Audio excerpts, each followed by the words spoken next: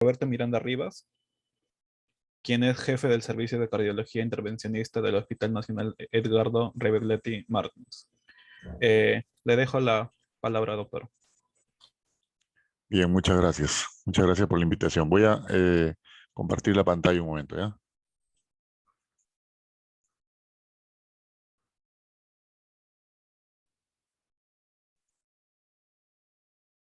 ¿Están viendo toda la pantalla? Sí, se logra visualizar, doctor. Muy bien. Muy bien, muchas gracias por la invitación. Esta tarde vamos a tratar acerca de la electrocardiografía en casos de arritmia ventricular. Es un tema muy importante porque se tiene que... La evaluación de las arritmias ventriculares requiere un conocimiento previo de muchos aspectos de la electrocardiografía, de cómo se genera el impulso eléctrico, de cómo se transmite el impulso eléctrico, qué problemas tiene en la transmisión del impulso eléctrico en todo el corazón y algunas características fisiológicas, ¿no? Fisiológicas de la célula cardíaca. Sin embargo, esta solamente es una clase de electrocardiografía y vamos a tratar de enfocarnos en lo fundamental, que es la electrocardiografía. Nosotros sabemos que el corazón es un órgano que funciona durante toda nuestra vida. No se suspende su actividad en ningún momento ni por un segundo. Está completamente en funcionamiento, incluso mientras dormimos. Y nuestro corazón tiene que estar funcionando debido primero a un sistema de generación del impulso eléctrico que van a generar la energía para que las células cardíacas se despolaricen, se contraigan y generen una actividad contráctil, ¿no? Entonces tiene que haber un tejido generador del impulso eléctrico, un tejido conductor del impulso eléctrico. Y ese impulso eléctrico generado en el propio corazón, transmitido en todo el corazón, eh, puede ser registrado en la superficie del cuerpo. Entonces, se han diseñado desde hace muchos años, desde que se inventó el electrocardiograma, un equipo que puede detectar la actividad eléctrica generada por el cuerpo, ¿no? En la superficie del cuerpo, ¿no? De tal manera que nosotros, que cuando realizamos un electrocardiograma, colocamos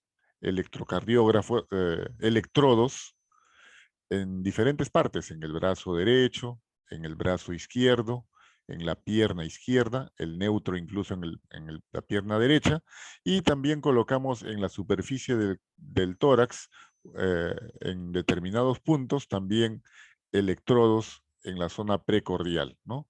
Electrodos precordiales. Estos son los electrodos que se colocan en las extremidades y electrodos que se colocan en la superficie del tórax. De tal manera que la actividad eléctrica del corazón va a ser recibido a través de estos puntos, va a ser integrado en un equipo y va a ser reproducido y señalado en una tira de papel o en una pantalla osciloscópica, ¿no? Y vamos a tener, pues, un trazado electrocardiográfico dependiendo de qué derivación o qué punto de observación tengamos. Si tenemos un punto de observación en el brazo derecho, tendremos pues la derivación ABR. Si tenemos un punto de observación en el brazo izquierdo, tendremos ABL, de left. Si tenemos un punto de observación en la pierna, tendremos ABF. Y si colocamos en la zona precordial los electrodos de observación, tendremos B1, B2, B3, B4, B5 y B6, ¿no? Electrodos precordiales. B1 que está en el borde parasternal derecho y B6 que está en la línea media axilar de izquierda, ¿ya? B6. Entonces tendremos acá electrodos precordiales del lado derecho y electrodos precordiales del lado izquierdo, ¿no? De B4 a B6 del lado izquierdo y de B1 a B3 del lado derecho, ¿no? Electrodos precordiales derechos y electrodos precordiales izquierdos, ¿ya? Y eso también nos va a dar una morfología del electrocardiograma dependiendo de cuál sea el punto de observación. En B1 vamos a tener esta morfología electrocardiográfica, en B2 una morfología electrocardiográfica diferente porque es otro punto de observación. B3 igual, 4, 5 y 6, ambos tienen morfologías diferentes. Para el mismo latido, el corazón se ha contraído en ese momento, ha habido una generación y transmisión del impulso eléctrico y esa actividad eléctrica ha sido registrada por el electrocardiograma. Cada uno de estos complejos representa el mismo latido, la misma actividad eléctrica generada dentro del corazón, ¿no? Y registrada en el papel de electrocardiografía, ¿ya? Entonces, vale recordar que el electrocardiograma registra la actividad eléctrica del corazón desde diferentes puntos de observación. En segundo lugar, debemos recordar que el corazón está compuesto de diferentes tejidos especializados. El fundamental, obviamente, es el tejido muscular, el miocito, que se ha especializado en generar actividad contráctil. Los miocitos se contraen y relajan mediante el uso de energía, ¿no? Y para esta contracción necesitan aporte de oxígeno y de nutrientes, que es soportado por las arterias coronarias que irrigan por el epicardio a todas estas células para que genere ATP, para que genere potenciales de acción, para que las células estén activas y para que se puedan contraer constantemente, ¿no? Contraer y relajar. Pero para que suceda esto tiene que haber un estímulo. El corazón no se contrae asincrónicamente, no se contrae caóticamente. Tiene que seguir un orden, tiene que contraerse en un orden. Primero se contraen las aurículas para enviar la sangre hacia los ventrículos, tanto la aurícula derecha como la aurícula izquierda. Se contrae en la aurícula derecha para enviar la sangre al ventrículo derecho. La aurícula izquierda se contrae para enviar la sangre al ventrículo izquierdo. Luego de que se ha contraído la aurícula, se contrae después el ventrículo izquierdo, los ventrículos, perdón. El ventrículo derecho se contrae para expulsar esa sangre que ha ingresado, para expulsarla hacia la arteria pulmonar, y se contrae el ventrículo izquierdo para expulsar la sangre oxigenada hacia la circulación sistémica. Y como ven, todo tiene un orden. Se contraen primero las aurículas, después se contraen los ventrículos. ¿Por qué se contraen primero las aurículas? Porque al contraerse expulsan la sangre a un ventrículo que está vacío y el ventrículo tiene que relajarse, tiene que estar en diástole, tiene que distenderse, tiene que llenarse adecuadamente. La aurícula se contrae para completar el llenado ventricular, tanto del lado derecho como del lado izquierdo, se contraen, y luego que ya está lleno, cuando ya la aurícula se ha contraído y ha quedado vacía, vacía es una forma de expresarse, obviamente no se vacía totalmente, ¿no? Pero luego de que la aurícula ha quedado vacía y se llenan los ventrículos, recién el ventrículo se contrae. Cierra la válvula mitral en el lado izquierdo y la válvula tricúspide en el lado derecho y se contrae para vencer la presión de la aorta, que se abra la válvula aórtica, que se abra la válvula pulmonar y la sangre sometida a la presión del lado derecho salga por la arteria pulmonar y la sangre sometida a la presión del ventrículo izquierdo salga por la arteria aorta. Eso requiere una secuencia, un ritmo, una secuencia de activación del corazón. Primero las aurículas, luego los ventrículos, ¿no? Y para que suceda eso tiene que haber un comando.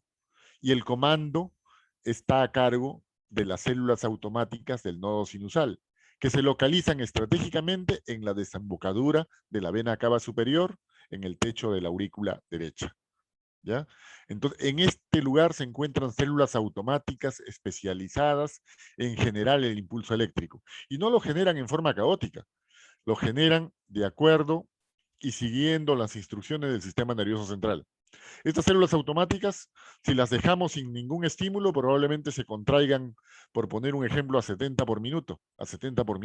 Pero el sistema nervioso central, cuando duerme o cuando está en reposo, podrá pues ordenar o hacer una descarga parasimpática con la finalidad de que estas células ya no se contraigan a 70, sino solamente a 60 o a 50, ¿no? O 65. Y cuando hay un estímulo como un estrés o una necesidad de actividad física, el sistema nervioso central activa el sistema nervioso simpático, hace que estas células se contraigan a una velocidad mucho mayor, ¿no? 70, 80, 90, cuando corremos 100, 110, 120, ¿no? De acuerdo a la intensidad del ejercicio o a la intensidad del estrés al que está siendo sometido, ¿no? Entonces, estas células automáticas tienen la regulación del sistema nervioso central y tienen también una actividad despolarizante autónoma, automática, basal, ¿ya? De base. Y este impulso generado acá tiene que transmitirse, y tiene que transmitirse lo más pronto posible hacia todo el corazón. Por eso, para que el ritmo cardíaco y la secuencia de activación se complete y sea efectiva, tiene que haber un tejido especializado. Hay haces internodales que entre el nodo sinusal y el nodo aurículo-ventricular, haces internodales que transmite rápidamente el impulso eléctrico desde la aurícula a toda la aurícula, incluso fases interauriculares de Bashman, entre la aurícula derecha y la aurícula izquierda, que envían el impulso eléctrico generado por las células automáticas del nodo sinusal. Y así, el nodo sinusal despolariza las aurículas, todas las células auriculares se despolarizan simultáneamente, se contraen, hay sístole auricular, la sístole mecánica, primero una activación eléctrica y luego una sístole mecánica, para que ocurra el llenado. Posteriormente, ese impulso eléctrico ha llegado ya al nodo AB, pero como dijimos, el impulso eléctrico tiene que activar rápidamente las aurículas, pero todavía no al ventrículo. El ventrículo todavía tiene que llenarse. Está en periodo diastólico. El ventrículo está en relajación. El impulso eléctrico todavía no debe activar el ventrículo. Debe haber un retraso en la conducción en el nodo AB, un retraso fisiológico, ¿no? Que varía, pues, dependiendo de la edad de 0,22 a 0,12 segundos. 0,12 segundos, ¿no? O decir 200 milisegundos a 120 milisegundos, ¿no? Un retraso en la conducción aquí en el nodo aurículo ventricular. De tal manera que después de que ocurrió ese retraso, le da tiempo a que las aurículas, el fenómeno mecánico termine, que todas las aurículas se hayan vaciado, hayan llenado el ventrículo y recién ahí el impulso eléctrico continúa su camino y empieza otra vez a conducirse el impulso eléctrico a toda velocidad. Es decir, el impulso eléctrico primero se conduce rápidamente, luego hay un retraso, se conduce lentamente y luego otra vez rápidamente el impulso eléctrico a través del tejido especializado del haz de His conduce al ventrículo derecho y al ventrículo izquierdo, ¿no? Lo más pronto posible para que haya una sincronía, para que ambos ventrículos se contraigan simultáneamente, para que la sístole mecánica sea rápida, para que esta sístole mecánica dure, sea casi, la contracción de células musculares sea casi instantánea, para que no esté esto en sístole y este todavía siga en diástole, sino que ambas partes del corazón tienen que contraerse simultáneamente. Y para eso sirve el tejido especializado de conducción, el haz de His y las fibras de Purkinje, que van a distribuir hacia todo el endocardio el impulso eléctrico. ¿Ya? Entonces, ese impulso eléctrico generado en el nodo sinusal se va a expandir en todas direcciones, como cuando tiramos una piedra en el agua y las ondas generadas por esa piedra se van a distribuir en forma circular por todo el líquido. Sin embargo, el líquido, el agua, es una sustancia homogénea. Las moléculas de agua son uniformes. La transmisión de la onda es simétrica. El tejido cardíaco no lo es. Hay zonas que las ondas, el impulso eléctrico pasará por un tipo de célula diferente, por miocitos, otra vez pasará a través de células especializadas en la conducción, ¿no? Los haces internodales, ¿no? Va a haber agujeros, estructuras anatómicas, músculos más fibrosos, con más tejido fibroso, con más colágeno, con más elastina, músculos con más contenido de miocitos. Es decir, va a haber una asincronía, una transmisión asimétrica en todo el músculo auricular. De todas maneras, ese impulso se va a distribuir rápidamente en toda la aurícula y nos va a dar ondas de despolarización que van a despolarizar de arriba, porque el nodo sinusal se encuentra arriba, de arriba hacia abajo y de atrás, porque nosotros sabemos que las aurículas están hacia atrás, cerca a la parte posterior del tórax, de atrás hacia adelante. El nodo sinusal, que está en la parte superior de la desembocadura de la vena cava superior, va a enviar un impulso eléctrico que va a ir desde el lado derecho hacia el lado izquierdo, de arriba hacia abajo y de atrás adelante. Ese es el vector de despolarización suma promedio de ambas aurículas. Pero ese vector suma promedio de ambas aurículas podemos descomponerlo en dos vectores.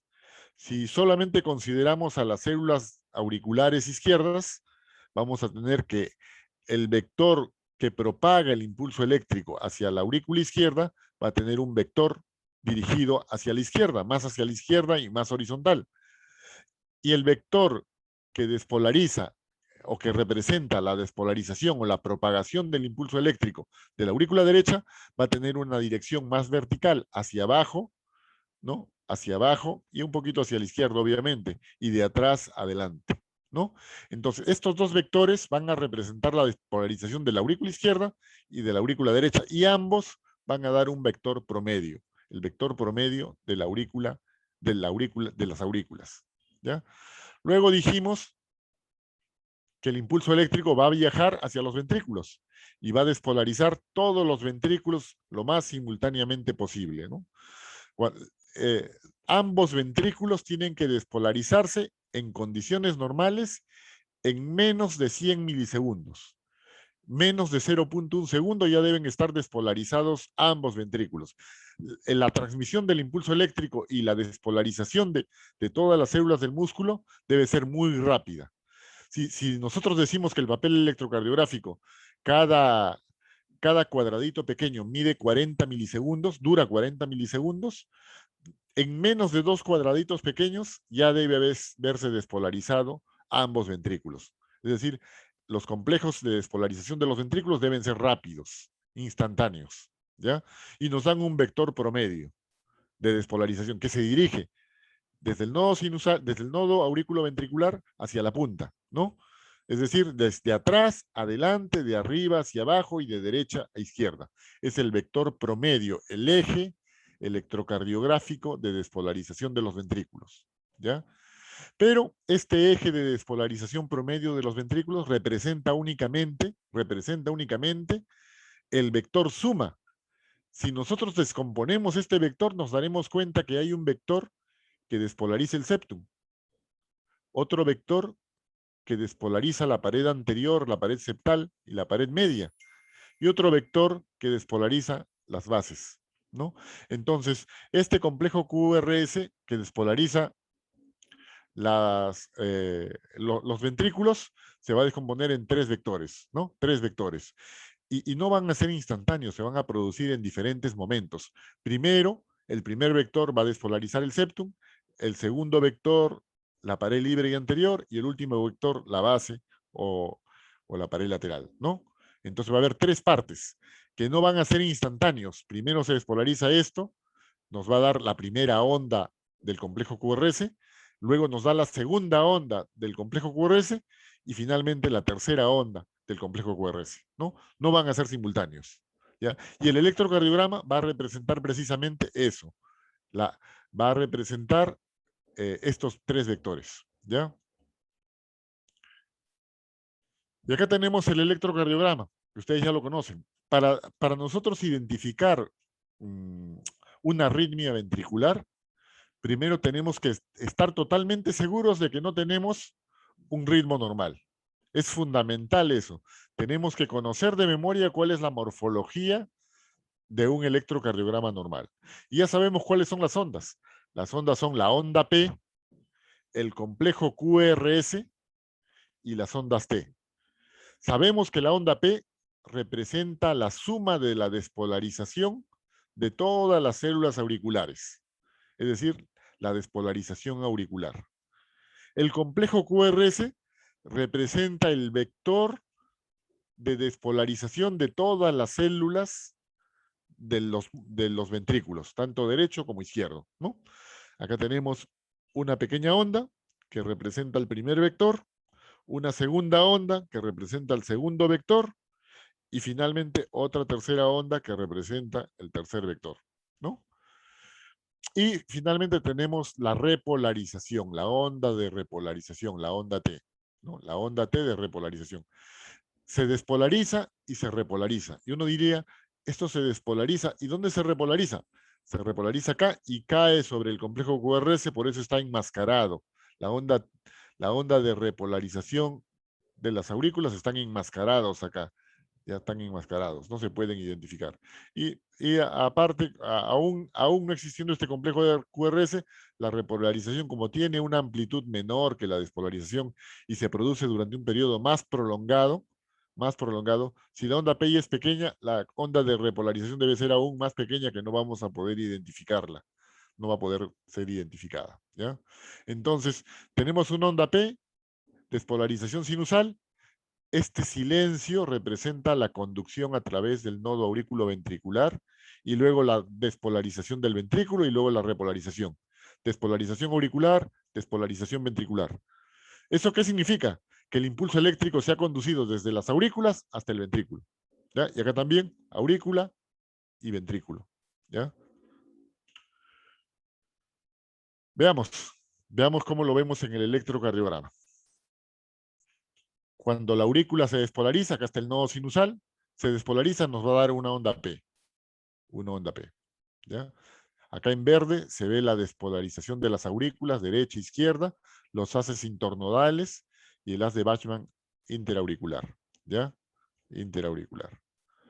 Esta despolarización auricular nos da la onda P, una pequeña onda P. ¿Ya? Si es positiva o negativa, depende de dónde lo observemos, ya lo vamos a ver ahora.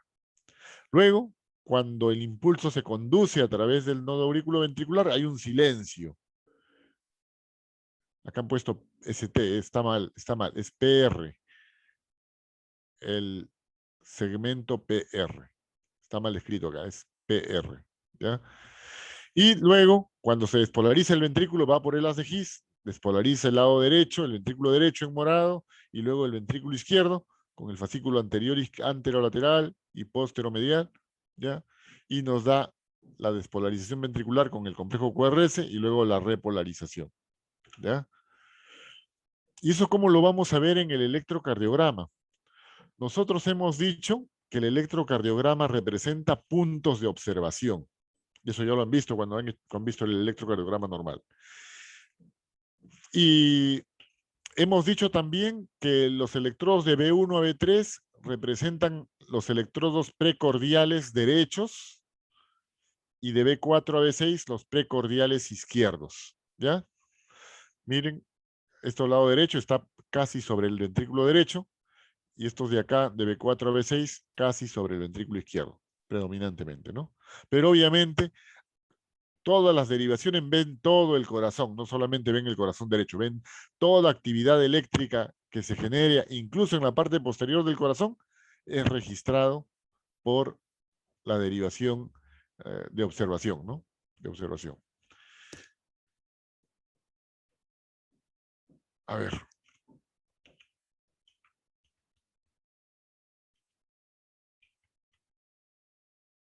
Ya. Veamos acá. Ya vimos que las aurículas tienen dos vectores, ¿no? Vector de la despolarización de la aurícula derecha y de la aurícula izquierda, ¿ya? Y que en suma dan un vector promedio que se dirige de arriba hacia abajo, de izquierda a derecha, perdón, de derecha a izquierda y de atrás adelante, ¿no? Cuando nosotros hemos visto el triángulo de Einthoven, aquí, este es el triángulo de Einthoven, hemos visto que la derivación de 1 está representada por el brazo derecho y el brazo izquierdo, siendo el lado positivo en el brazo izquierdo y el lado negativo en el brazo derecho. ¿Ya? Si tenemos un vector, vamos a dibujar acá un vector.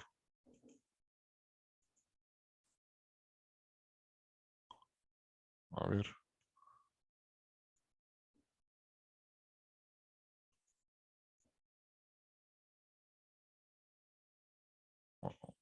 Acá está. Si tenemos acá un vector. A ver. Vamos a dibujar un vector. Este vector. Un vector. Este es un vector. Este vector, ¿cómo se va a ver en la derivación de 1?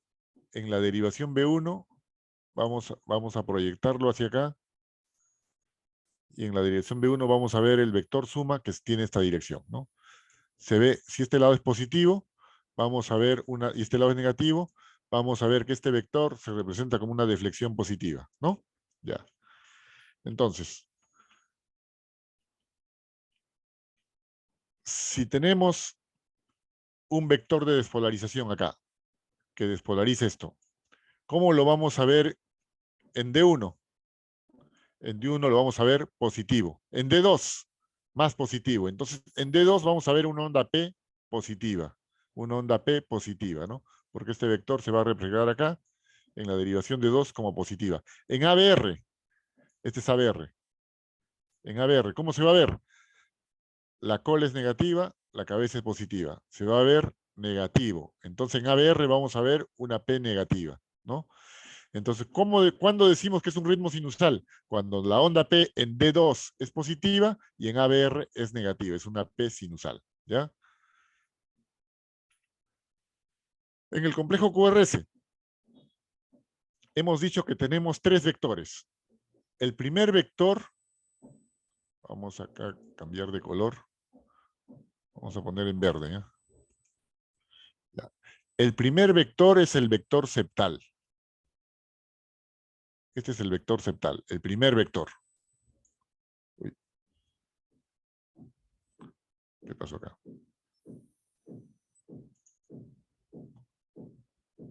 Bueno, el primer vector es el vector septal. Este vector septal, ¿por qué despolariza la parte interna del lado izquierdo? ¿Por qué? Por el haz de G se divide en tres ramas. Una rama septal, una rama derecha y una rama derecha que va por acá y una rama izquierda que va por el lado izquierdo, ¿no? El primer vector nace en la cara ventricular izquierda del septum. Entonces empieza a despolarizar el corazón desde acá. Despolarizar acá, empieza a despolarizar acá. Así.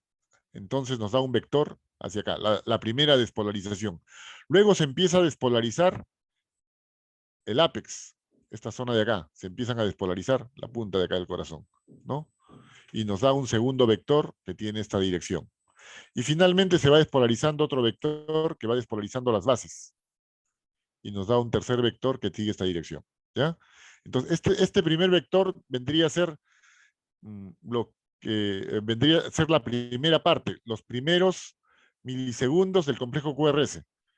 Por ejemplo, acá, en B1, en la derivación B1, que se ve acá, en B1. En B1, ¿cómo vemos este primer vector? Se dirige a B1, entonces es positivo, ¿no? Positivo, una pequeña R. Una pequeña R. Una pequeña R en B1 representa el vector septal. ¿Cómo lo veríamos en B6? Este pequeño vector se está alejando de B6.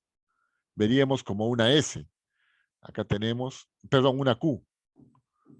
Acá tenemos una pequeña Q, ¿no? Entonces, el primer vector en B1 se ve como una R. Y en B6 se ve como una S. ¿Ya? En B5 también se ve como una S. En B4 no se ve, ¿no? En B1 y B2 se ve como una R, ¿no? El primer vector. El segundo vector en B1 se está alejando de B1, se aleja de B1, por lo tanto lo vemos como una S, ¿no? Una S. Y el tercer vector que también se aleja, vamos a continuar con la S, ¿no? Entonces, en B1, normalmente estos tres vectores se ven como una R y una S en B1, ¿no? ¿Y cómo se ve en B6? El primer vector dijimos que se ve como una pequeña Q y el segundo vector se acerca, ¿no? Se acerca a B6, está acercándose. Por lo tanto, lo vemos como una R, ¿ya? Una R. Y el último vector se aleja como una S. QRS, ¿ya? Así vemos el electrocardiograma normalmente en una persona en una persona que tiene un corazón normal, ¿no? Un electrocardiograma normal. Y vemos cómo de B1 a B6 las derivaciones se van desviando hacia la izquierda, ¿no? En forma progresiva, en forma progresiva. Y vean cómo la R acá en B1, conforme nos vamos desviando hacia la izquierda, la R va creciendo. ¿Ven cómo está creciendo? ¿Ven cómo está creciendo? ¿Ven cómo la R está creciendo? ¿No? R, la R. ¿Eso qué indica? Que hay una buena progresión de la R de B1 a B6. Eso es algo normal. Y es importante cuando veamos las arritmias ventriculares, ¿ya? Por eso estamos revisando esto. Son puntos importantes. Otra cosa que tenemos que ver, que es importante saber, ya hemos visto cuál es la secuencia de activación de los ventrículos y de la aurícula y ventrículo, ¿no? Ya hemos visto cuál es la secuencia de activación del corazón, cómo es la secuencia de activación para generar una actividad mecánica, cómo es la secuencia eléctrica para que genere un fenómeno mecánico, ¿ya? Entonces, este es el tejido de conducción, es la representación del haz de His. Acá tenemos el nodo aurículo-ventricular, ¿ya? Tenemos el nodo aurículo-ventricular. El haz de His se divide en la rama izquierda y la rama derecha, ¿no? La rama izquierda saben que tiene un fascículo posteromedial, posterior izquierdo, y un fascículo anterior izquierdo, ¿ya? 2 fascículos tiene, ¿ya?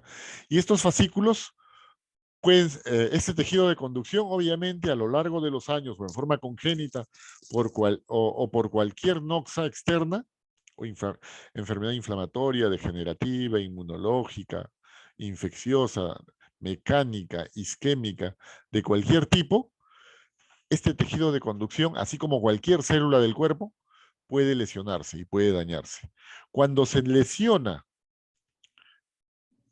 este tejido de conducción, una parte se llama bloqueo. Se produce un bloqueo, porque si la función de este tejido es conducir el impulso eléctrico, su daño produce un bloqueo. ¿Cuál es la función de una carretera? Conducir, servir de vía de comunicación. Cuando se daña una carretera, hay un bloqueo. Igual, cuando se daña el tejido de conducción, se ocurren los bloqueos. Si se bloquea la rama derecha, va a haber un bloqueo de rama derecha. Si se bloquea la rama izquierda, va a haber un bloqueo de rama izquierda, ¿no? Si se bloquea un fascículo, el fascículo posterior, va a haber un hemibloqueo, porque un hemibloqueo posterior izquierdo.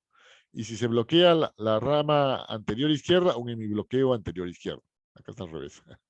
Bueno. Veamos cómo se ven los bloqueos en el electrocardiograma. Y esto es importante porque muchas morfologías que ocurren en las arritmias van a simular bloqueos intraventriculares, ¿no? En realidad son bloqueos intraventriculares. El tejido de conducción o el impulso eléctrico se conduce no por la vía natural, sino por vías alternas. Acá tenemos la representación del ventrículo. Este es el ventrículo derecho, ¿no? Vamos a cambiar de color para que se vea mejor. Y este es el ventrículo izquierdo, ¿ya? Este es el ventrículo izquierdo. Ventrículo derecho y ventrículo izquierdo. Entonces, hemos dicho que el impulso eléctrico llega al nodo aurículo-ventricular y se va a transmitir. Ha venido desde las aurículas el impulso se ha propagado desde las aurículas al ventrículo. Ha llegado al nodo AB y se ha producido un stop en el nodo AB. No un stop, sino un retraso en la conducción, un enlentecimiento del impulso eléctrico. Y va a llegar acá al haz de His y va a conducirse rápidamente por el nodo AB, por la rama derecha y la rama izquierda. Pero acá tenemos un bloqueo de rama derecha. Un bloqueo de rama derecha. ¿Qué pasa cuando hay un bloqueo de rama derecha? Cuando hay un bloqueo de rama derecha, el impulso eléctrico ya no se puede conducir por esta rama derecha o se conduce muy lentamente. Entonces se va a conducir primero por el lado izquierdo. Y hemos dicho que la primera rama que da el lado izquierdo, ¿cuál es? La rama septal. Entonces, cuando hay un bloqueo de rama derecha, vamos a ver que la primera zona que empieza a conducir a despolarizarse es el septum. El septum empieza a despolarizarse primero. ¿Ya? Primero. Al despolarizarse primero el septum nos va a dar un vector, el primer vector, el vector 1, que va a ser, si acá tenemos la derivación B1 en la parte anterior del tórax, y acá tenemos B6, en la parte lateral del tórax, ¿no? En B1, este vector, ¿cómo se va a ver? Se va a ver como una R, como esta R. El vector 1 se va a ver como una R, ¿ya? Una R, una deflexión positiva, porque se acerca a B1, se va a ver como una R. ¿Cómo este vector se va a ver en B6? Que se está alejando, se aleja. Vamos a verla como una deflexión negativa, una Q. La primera deflexión negativa se llama Q, la segunda deflexión negativa se llama S, ¿ya? La primera deflexión positiva se llama R y la segunda deflexión positiva se llama R'. No hay T, ¿no? La T es la onda, ¿no? R'. Toda deflexión positiva es R. Toda deflexión negativa, si es la primera, se llama Q, y si es la segunda o tercera, se llaman S, ¿ya? S1, S2, ¿ya? Pero la primera siempre es Q, ¿ya? No existe Q1 y Q2, solamente hay una sola Q y el resto son S, ¿ya?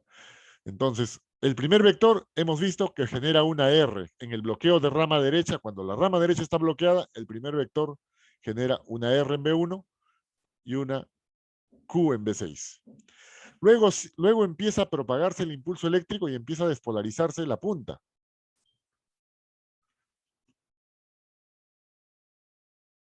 ¿Qué pasó?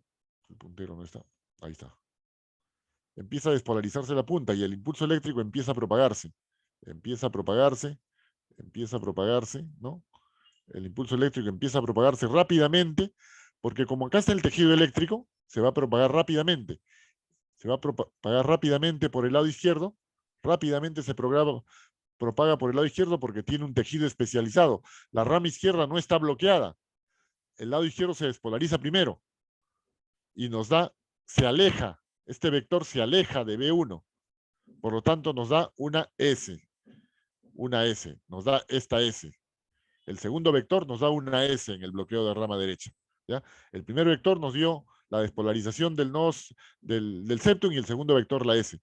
Y el tercer vector, luego que se ha despolarizado esto hacia allá, ¿qué le falta despolarizarse? Le falta despolarizarse el ventrículo derecho.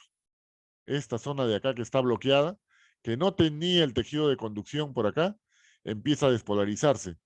Pero como el tejido está bloqueado, se empieza a despolarizar en forma lenta. En forma lenta se despolariza. Se despolariza en forma lenta. Y nos da, se acerca a B1. Por tanto, nos da una R. Pero una R ancha, lenta. ¿Por qué? Porque nosotros hemos dicho que el impulso eléctrico debe ser rápido, de acá hasta acá nada más, y aquí ya debe estar despolarizado todo el corazón. Pero en este caso, como hay un bloqueo, esta zona, la última parte del electrocardiograma, la parte tardía, se despolariza al final. Y esto nos da una R ancha, mellada, lenta, tardía, en B1, una R. En B6 lo contrario, porque esta onda lenta, tardía, mellada, se va a producir en B6 como una S. Se aleja, ¿no? Esta onda. Esto nos da la imagen de bloqueo de rama derecha. ¿Cómo identificamos el bloqueo de rama derecha? Por esta S ancha, y una duración del complejo QRS, la duración de acá a acá, es más de 0.12 segundos, o más de 120 milisegundos. ¿No? Ahora, ¿qué pasa? ¿Por qué es importante conocer el bloqueo? El bloqueo de rama, cómo se despolariza el bloqueo de rama derecha. La bloqueo de rama derecha. Por ejemplo, mírenme, hemos dicho que cuando hay un bloqueo, el impulso eléctrico, hemos dicho que cuando hay un bloqueo, el impulso eléctrico no se conduce al lado derecho, se conduce todo al lado izquierdo, se despolariza primero el lado izquierdo y al final recién el lado derecho, ¿no? Eso es en el bloqueo del lado derecho. Y en las arritmias ventriculares sucede lo mismo. Cuando un impulso eléctrico, unas células automáticas que se despolarizan en esta zona, hemos puesto esta estrella en la zona, en la pared lateral del ventrículo izquierdo, este es el ventrículo izquierdo, el septum, la pared lateral. En esta zona ocurre una arritmia, se va a despolarizar primero, y después el impulso eléctrico se va se va a ir propagando y se va a transmitir lentamente, porque no está a través del tejido de conducción, sino lejos del tejido de conducción, se va a ir transmitiendo lentamente hacia el lado derecho. ¿Ya? El impulso eléctrico se va a propagar desde el lado izquierdo, va a empezar en el lado izquierdo y se va a propagar al lado derecho. Entonces, las arritmias del lado izquierdo del corazón van a simular un bloqueo de rama derecha. Si tenemos una arritmia ventricular que tiene imagen de bloqueo de rama derecha, decimos que esta arritmia ventricular se ha originado en el corazón izquierdo, en el lado izquierdo del corazón. ¿Ya? Por eso es importante conocer muy bien la morfología del bloqueo de rama derecha. Lo contrario sucede en el bloqueo de rama izquierda. ¿Qué pasa si en lugar de que la rama derecha esté bloqueada acá, se bloquea la rama izquierda? El primer vector, que es por la primera rama, ya no sería de izquierda a derecha. El primer vector ya no se despolarizaría en ese sentido. Ya no seguiría esta dirección. Ya no. Esta dirección ya no. Ya no. Este vector, como la onda de propagación se propaga por el ventrículo derecho, por la rama derecha de las de His, la propagación va a ser inversa, un sentido contrario. Por lo tanto, en lugar de que la primera onda se acerque a la derivación B1, en lugar que este vector se acerque a B1, se va a alejar. Por lo tanto, el primer vector va a ser una onda Q. Una onda Q, el primer vector. Y como se está dirigiendo hacia el lado izquierdo, este primer vector, en B6 se va a ver como una R, ¿ya? Como una R.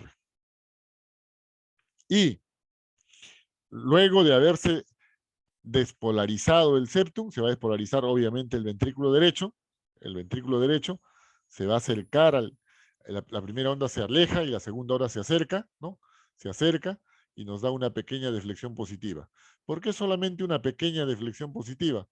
Porque nosotros sabemos que el ventrículo derecho es un ventrículo que soporta bajas presiones. No soporta las presiones del ventrículo izquierdo, sino solamente bajas presiones. Entonces las paredes del ventrículo derecho son más delgadas. Y al ser más delgadas tienen menos células que se despolarizan.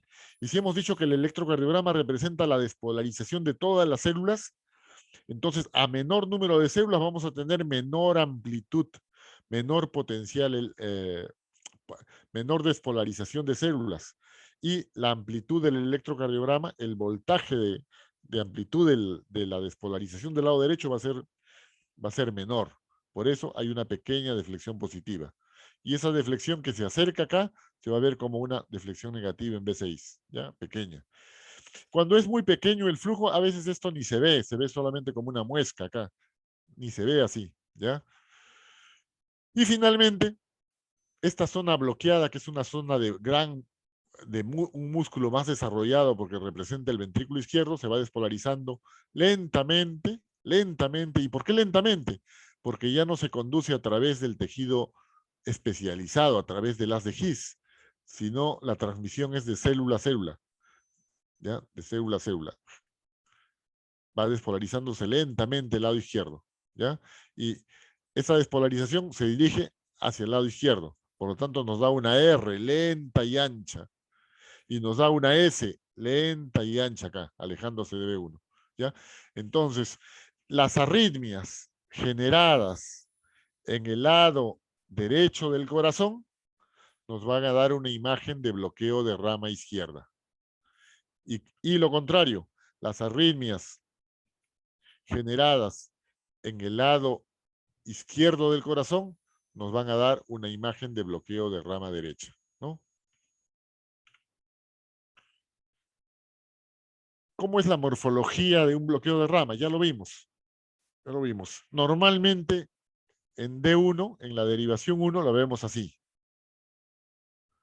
Onda P, QRS, dura solamente 2 cuadraditos, 80 milisegundos, 2 cuadraditos, 80 milisegundos. En 80 milisegundos ya se despolarizó todo el ventrículo. El QRS dura 80 milisegundos.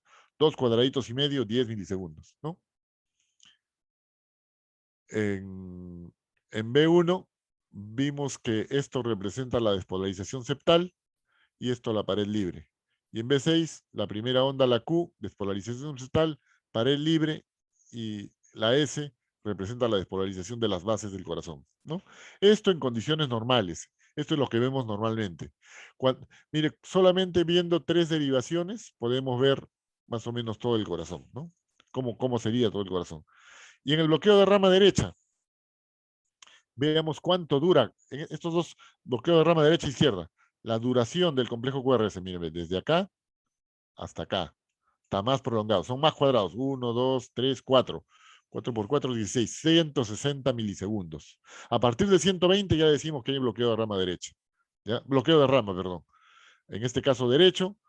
Y acá también 1, 2, 3, 4. 4 por 4, 16.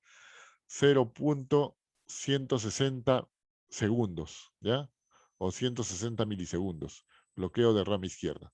¿Cómo se ve en D1? En la derivación 1. Ya vi, o en B1, ¿no? En B1. ¿Cómo se ve en B1? Ya hemos dicho que en el bloqueo de rama derecha vamos a ver una RSR, ¿no? En el bloqueo de rama derecha, vamos a ver, acá está el bloqueo de rama derecha, en B1, R, la primera es la S, que representa la despolarización de esta zona normal, y finalmente, tardíamente, la R', que representa la parte tardía, la despolarización de esta zona, ¿ya? Entonces, aquí tenemos también la R, la S y la R, ¿no? R', la S pequeñita, y la R, no, perdón, la R y este es R', ¿ya? Bloqueo de rama derecha. Y tenemos la S, en B6 tenemos en el bloqueo de rama derecha una S ancha, igual que en D1. En D1 también tenemos la S ancha, Y en el bloqueo de rama izquierda vamos a tener una R ancha también, ¿no? Una R ancha. Eso ya lo vimos acá, ¿no? La R ancha. La R ancha.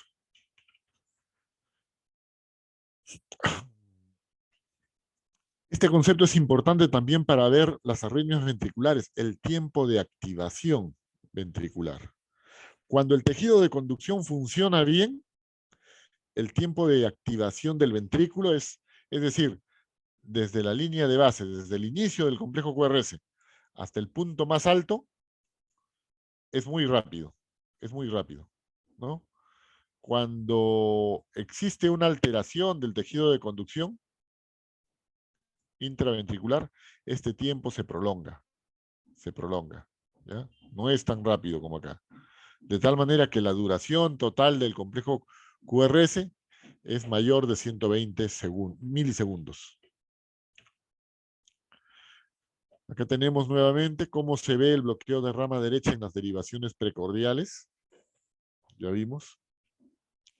Una R, cuando la rama derecha está bloqueada, la primera R representa la despolarización del septum, porque sabemos que la rama septal sale de la rama izquierda. Luego la S, que representa la despolarización de las bases, y la R final, R', que representa la despolarización final del ventrículo derecho, ¿ya? RSR. Esta es una característica del bloqueo de rama derecha, B1, ¿ya? Y en B6 lo que vemos es una S ancha. Una S ancha. En el bloqueo de rama izquierda, ya vimos, puede o no haber una pequeña R y una S profunda, ¿no? S profunda, y acá una R ancha, en B5 y B6, ¿ya? En el bloqueo de rama izquierda. Veamos acá. Esto es importante. Veamos dos electrocardiogramas. Uno es normal y el otro es anormal, ¿no? Nosotros decimos que por lo general las arritmias de complejo angosto, las taquicardias de complejo angosto son supraventriculares y las de complejo ancho son ventriculares, ¿no? Pero no todo complejo ancho es supraventricular o ventricular. Acá tenemos que ver, cuando vemos un electrocardiograma, acá tenemos la derivación 1, 2, 3, ABR, ABL, ABF, y acá las precordiales derechas y las precordiales izquierdas, ¿no? Vean cómo la R, la altura de la R va creciendo conforme vamos de B1, B2, B3, B4, B5, B6, va creciendo. Eso se llama buena progresión de la R, ¿no? Es una característica que tienen que ver, ¿no? ¿En qué momento, ustedes vean que la R va creciendo y la S va achicándose, la S va achicándose, ¿no?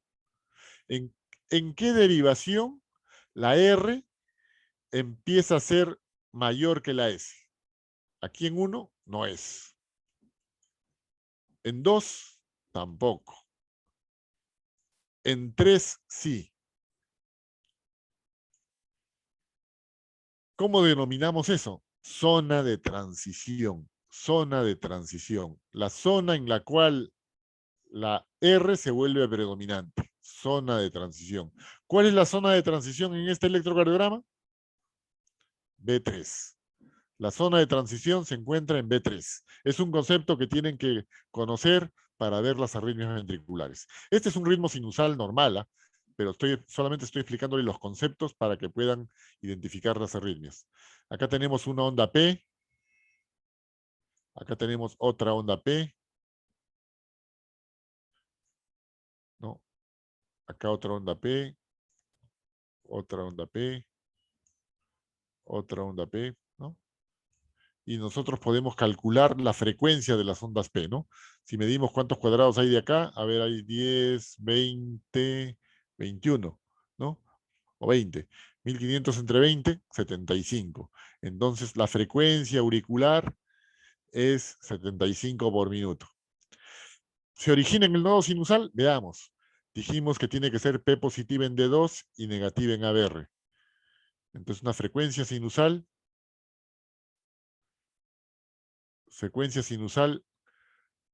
positiva en D2 y negativa en ABR, acá está negativa en ABR. Ritmo sinusal, ¿no? PR constante, veamos el PR, la distancia de acá, del inicio de la onda P al inicio del QRS, es igual de acá a acá, todos son iguales, medimos, todos son iguales, a ver, inicio de la onda P, inicio del QRS. Todos son iguales, hay el mismo número de cuadrados. ¿Cuántos cuadrados hay? Ahí hay 3, 4. 4 cuadrados, ¿no? En todos hay 4 cuadrados. 4 cuadrados, ¿no? Inicio del QRS, inicio de la onda P, ¿no? Ese es el PR, intervalo PR. No es segmento PR. Segmento PR dijimos que era desde el fin de la onda P hasta el inicio del QRS. Ese es segmento. Intervalo es cuando involucra dos ondas. Ese segmento más la onda P. Entre ambos representan el segmento. Segmento PR, ¿ya? Entonces, ya hemos visto varios conceptos. Ritmo sinusal, ¿no? Regularidad del PR, regularidad de los RR. Ahora veamos el RR. La distancia que hay desde acá hasta acá, ¿no? La distancia que hay de acá a acá. Si es la misma distancia que existe de acá a acá, y vemos todos los complejos y son la misma distancia, todos tienen la misma distancia, decimos que hay un RR regular. Acá vemos un D2 largo. Aquí hay 21 cuadraditos, acá también 21, acá también 21 cuadraditos, 21 cuadraditos, 21 por 4 serían 82, ¿no? 84, perdón, 84, 840, mejor dicho, ¿no? 840 milisegundos, la distancia que hay entre R y R, ¿no? Entre R y R. Si dividimos 1500 entre 21, vamos a tener la frecuencia cardíaca, la frecuencia del QRS, ¿ya? Que debe ser igual al de la onda P para que sea un ritmo sinusal, ¿ya? Y vemos acá también que la duración del QRS es rápida, el QRS dura muy poco, ¿no? Menos de 2 cuadraditos, o sea, menos de 0,8 segundos, 0,8 segundos, 0,08 segundos. Y acá tenemos otro electrocardiograma, que miren, también tiene onda P, también está precedido de onda P.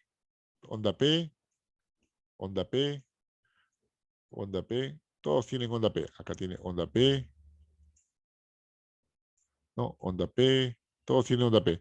Cada onda P va seguido de un QRS, P, QRS, P, QRS, P, QRS, P, QRS, P, QRS, P, QRS, P, QRS, P, QRS. Significa que la secuencia de activación cardíaca es correcta.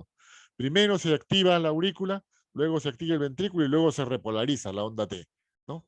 La onda T, luego se repolariza, ¿no? La secuencia de activación es normal, ¿no? Cada complejo QRS está precedido por onda P. ¿Será sinusal? Veamos. ¿Es positiva en D2? Este es D2. ¿Es positiva la onda P? Sí. ¿Es negativa en ABR? Sí. Entonces sí es un ritmo sinusal, ¿no? Ya tenemos ritmo sinusal regular. La secuencia de activación es normal, primero aurículo y luego ventrículo, porque a cada P sigue un QRS.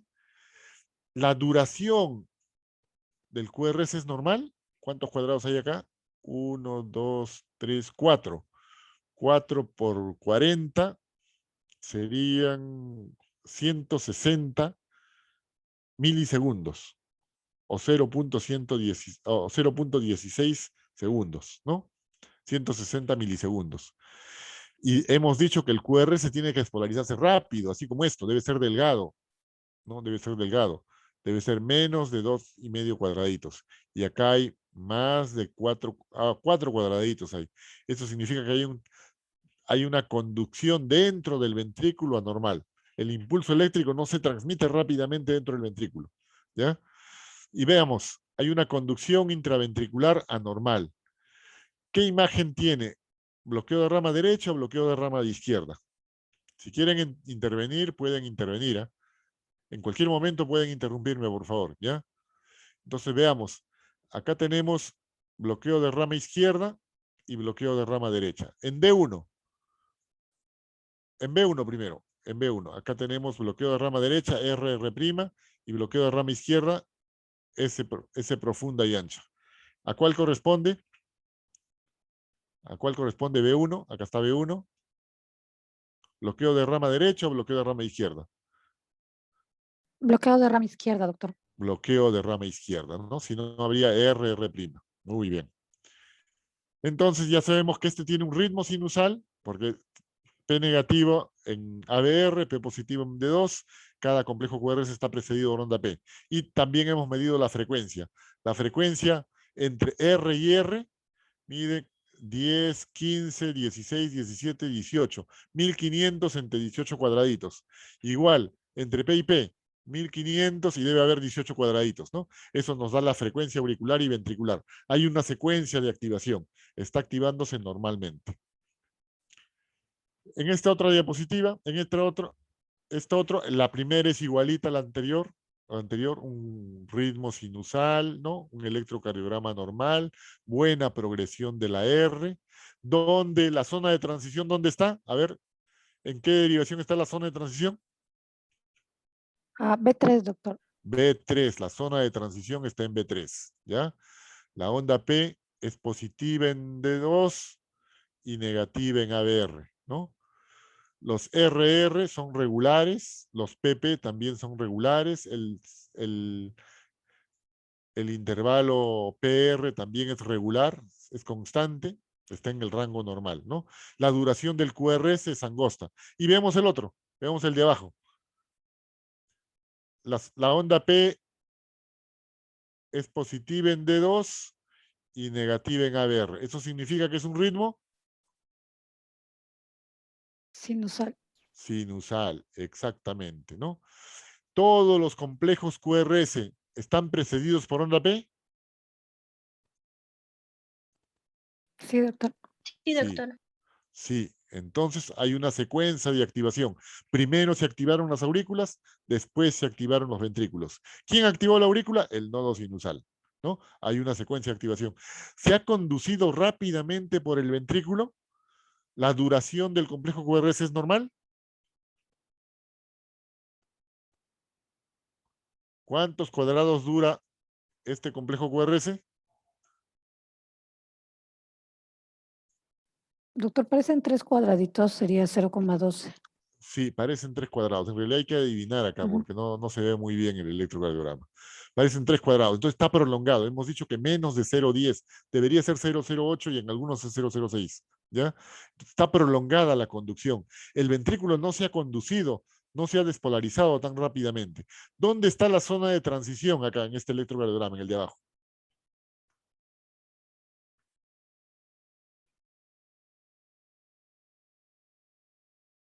En B1, doctor, parece que R es más grande que S.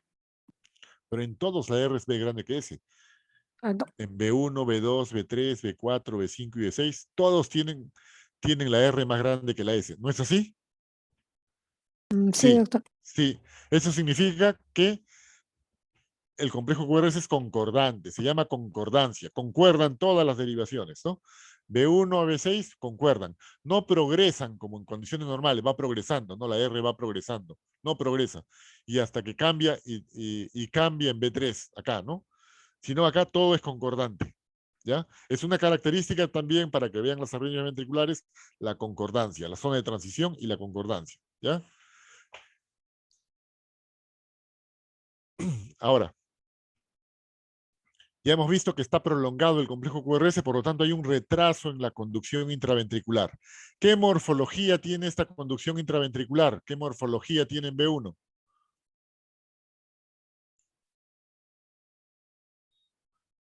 Vean acá la S ancha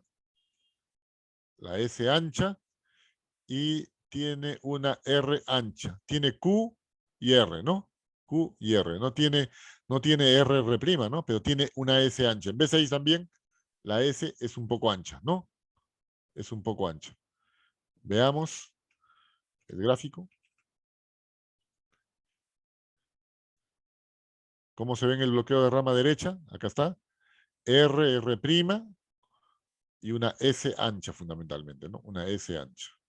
Esto es lo que marca el retraso en la conducción. Esto solamente es lo inverso, ¿no? Porque estamos viéndolo desde lados opuestos. B1 es el opuesto de B6, ¿no?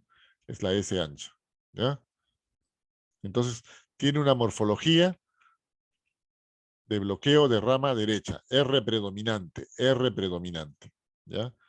R predominante. Hay una R predominante. Es morfología de bloqueo de rama derecha, ¿ya?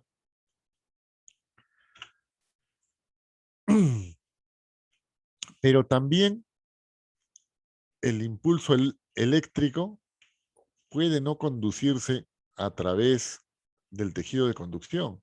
Algunas personas nacen con vías anómalas. Y hay algunas zonas del corazón donde existen vías anómalas normalmente. ¿Qué sucede? Como vimos acá, vamos a retroceder.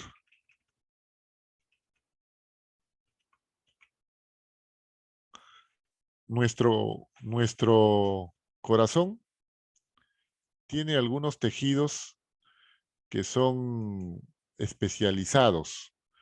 Por ejemplo, aquí lo hemos pintado todo de rojo, pero en realidad debería tener, por ejemplo, estas son las válvulas. Estas válvulas no conducen el impulso eléctrico, están formados por tejido fibroso, endocardio, ¿no? Que no están especializados en conducir el impulso eléctrico y tampoco son miocitos que se contraigan, ¿no? Las válvulas no tienen ese tejido que se despolariza, no se despolarizan las válvulas, ¿no? Acá también la válvula tricúspide tampoco se despolariza, ¿no? No se despolariza, aquí tampoco. Pero adicionalmente, aquí hay una parte fibrosa. Hay una parte fibrosa que separa, perdón, que separa las aurículas de los ventrículos. Hay una parte fibrosa. Es como un tejido aislante, como un tejido de goma. Cuando si uno quiere que no se conduzca el impulso eléctrico, usa goma que no conduce el impulso eléctrico, ¿no? Tejido de goma. Es un tejido aislante. Es un tejido aislante que no deja pasar el impulso eléctrico de las aurículas a los ventrículos por acá. ¿Por qué no deja pasar? Porque todo debe conducirse por acá, por el nodo AB. Todo el impulso tiene que conducirse por el nodo AB y seguir por el haz de His, rama derecha y rama izquierda. Por eso es que hay un tejido acá, que es un tejido conectivo. Cuando aquí, por un error de nacimiento, hay una vía anómala, una vía que no debería existir. Hay un tejido acá, unas cuantas células que bypasean este tejido, o este tejido fibroso no aísla totalmente la aurícula del ventrículo. El impulso eléctrico a veces pasa por acá. Eso se llama preexcitación. Tejido haz anómala, una vía anómala o es un haz anómalo, porque el impulso debe conducirse solo por el nodo AB. Si es que existe acá una vía o este tejido aislante no ha logrado aislar totalmente, se llaman vías anómalas, ¿ya? Es una vía anómala. Son vías anómalas. Son vías anómalas que hacen que el impulso eléctrico también se conduzca por acá. El impulso eléctrico también se conduce por acá. Entonces, cuando el nodo sinusal despolariza y se va propagando por acá, el impulso eléctrico se propaga y el impulso eléctrico pasa por acá al ventrículo. Y como aquí en esta zona hay un tejido especializado en retardar el impulso eléctrico, retardar, enlentecerlo, para esperar que la aurícula se contraiga, porque el fenómeno eléctrico es muy rápido, rápidamente se despolarizan las aurículas, pero la contracción es un fenómeno mecánico, mucho más lento. El fenómeno eléctrico se despolariza en milisegundos, se despolariza todo, pero el fenómeno mecánico dura más milisegundos, mucho más milisegundos, ¿ya? Entonces, este retraso se produce para esperar que termine la sístole, el llenado, para que después ocurra la contracción ventricular. Pero no, esta vía anómala va a preexcitar, va a excitar anticipadamente al ventrículo. No va a esperar a que se relaje totalmente, va a preexcitar, va a haber una despolarización de algunas partes del ventrículo en forma prematura, ¿ya? Esto se llama onda delta, es la onda delta de preexcitación. Onda delta de preexcitación. Es como una barriga, es como una delta, ¿no? Una delta, una barriga. Acá, esta es la onda delta. Onda P, onda delta. No termina ni la onda P y ya está conduciendo hacia el ventrículo, ¿no? A través de esta vía anómala, ¿no? Esto también genera arritmias supraventriculares, ¿no? Supraventriculares, ¿ya? Pero es importante que se conozca esto para identificar las arritmias. Entonces las arritmias se pueden clasificar en taquiarritmias rápidas o hiperactivas y bradiarritmias, si es que son lentas, hipoactivas, ¿no? Y entre las taquiarritmias tenemos las de complejo estrecho y las de complejo ancho, ¿ya? O podemos clasificarlas en ventriculares y supraventriculares. Pero electrocardiográficamente podemos ver que son de complejo angosto o complejo ancho, ¿ya? Y según el origen del impulso, de dónde se inició la arritmia, tenemos supraventriculares y ventriculares, ¿ya? Y el mecanismo, ¿cuál es el mecanismo en que se producen las arritmias? Esto es importante para poder interpretar un electrocardiograma. El mecanismo de producción del impulso, tenemos acá un automatismo normal. Hemos dicho que el automatismo normal es el que lo regula el sistema nervioso central y las células automáticas se despolarizan, ¿no? Un automatismo anormal es que las células por momentos se aceleran. Las células deben acelerarse solamente en situaciones de estrés cuando el organismo lo necesita. Cuando uno, por ejemplo, a uno le hacen una pregunta matemática, tiene que responder matemática, le hacen una pregunta de matemática y en ese momento se activa el sistema nervioso simpático para mejorar la circulación cerebral, para mejorar la oxigenación y también la frecuencia cardíaca se incrementa, ¿no? Es el automatismo. ¿No? Cuando uno está durmiendo, relajado, tranquilo, sin sueño, sin pesadilla, también el estímulo parasimpático va a hacer que la frecuencia cardíaca sea más lenta. Mientras dormimos, nuestra frecuencia es mucho más lenta que mientras estamos despiertos, porque cuando dormimos no necesitamos aumentar el gasto cardíaco, ¿ya?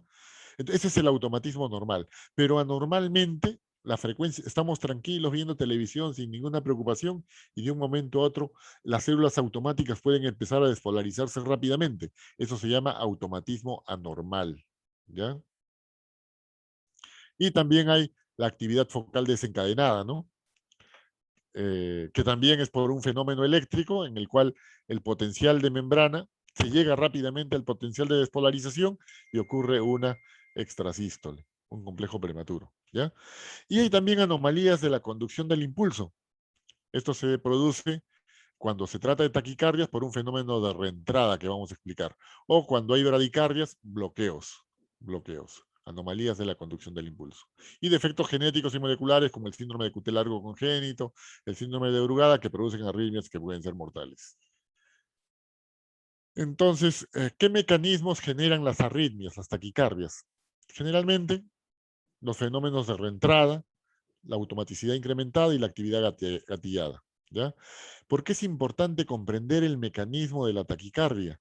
Porque esto va a ayudar a identificar el tratamiento, ¿ya? Entonces, la forma en que se presentan, el mecanismo que producen, se va a ver también, va a determinar la morfología electrocardiográfica que se va a registrar en el electrocardiograma, ¿ya? Ahora, estas taquicardias pueden tener un inicio lento o un inicio rápido. Por ejemplo, estamos sentados y nuestra frecuencia poco a poco va incrementando. Estamos tranquilos con 60 por minuto y de un momento a otro 70 por minuto, 80 por minuto, 90 por minuto, 100 por minuto, 120 por minuto, 130 por minuto. En forma progresiva empieza a aumentar la frecuencia cardíaca, ¿ya? O esa es la forma progresiva, un inicio progresivo de la taquicardia. Y también la taquicardia puede ir bajando poco a poco, 130, ya está bajando 120, ya estoy en 110, ya estoy en 90, ya estoy en 80. Va bajando también lentamente, ¿no? La forma de inicio y forma de fin de la taquicardia también es importante. O hay algunas taquicardias que empiezan súbitamente, estoy tranquilo y de un momento a otro estaba en 60 y de un momento a otro se va a 150 por minuto. Y también estoy en 150 por minuto y de un momento a otro desaparece la arritmia y regreso a mi frecuencia normal, ¿no? Esa es la forma de inicio súbito y forma de fin también súbito, ¿no? O el inicio progresivo, o con calentamiento y con enfriamiento o descenso lento, ¿no? Las taquicardias por mecanismo de reentrada son varios tipos. Por ejemplo, la fibrilación auricular, el flúter auricular, la taquicardia por reentrada intraauricular o intratrial, ¿no? La taquicardia por reentrada nodal atrioventricular, la taquicardia mediada por una vía anómala, taquicardia del nodo sinusal, taquicardia por reentrada del haz de His. Y también tenemos las taquicardias, que es el motivo de esta charla, las taquicardias ventriculares, ¿no? Las taquicardias ventriculares. Estas dos últimas, ¿no? Las taquicardias ventriculares, ¿no? Que pueden ser la taquicardia ventricular izquierda idiopática o la taquicardia ventricular relacionada a cicatriz, ¿no? Es decir, una taquicardia con un corazón normal y una taquicardia con un corazón anormal, patológico, ¿ya? Entonces, en este gráfico nosotros queremos representar la forma como se propaga el impulso eléctrico. Miren, tenemos el nodo sinusal, el tejido de conducción y el músculo cardíaco. El nodo sinusal genera el impulso eléctrico, el tejido de conducción lo propaga y el músculo cardíaco se despolariza y extingue el impulso eléctrico. Se despolariza y luego se repolariza y ahí finalizó. Y ahí finalizó todo, ¿no? Simplemente el impulso eléctrico se genera, se conduce y cumple su función, produce la activación del músculo cardíaco para que se genere la actividad contráctil y se acaba, se extingue, ¿no? Eso es lo normal. Se genera el impulso eléctrico, se propaga el impulso eléctrico y se extingue. Así debe ser normalmente. ¿Qué sucede cuando tenemos un circuito de reentrada? Ese impulso eléctrico generado se propaga, pero no se extingue, se sigue propagando indefinidamente, se sigue como un círculo vicioso. Se sigue propagando, ¿no? No hay forma como se extinga. Esa es una arritmia por reentrada, ¿no? Se vuelve un círculo vicioso, ¿no? Y para que exista ese círculo vicioso tiene que haber ciertas condiciones, ¿no?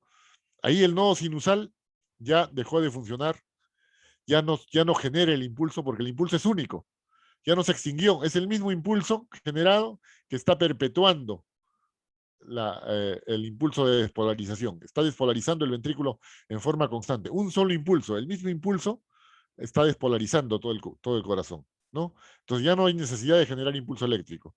Es un solo impulso que por un círculo vicioso está generando una taquicardia por entrada. Y para que se produzca este circuito de reentrada, ese circuito tiene que girar alrededor de un obstáculo anatómico o funcional, ¿no? Para que se produzca un circuito, ¿no? Un obstáculo anatómico funcional.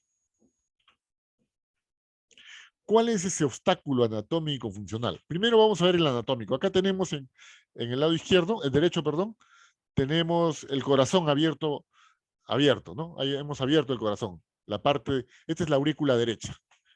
Acá tenemos el foramen oval, ¿no? El foramen oval. Este es el septum interauricular, el septum secundum, el septum primum.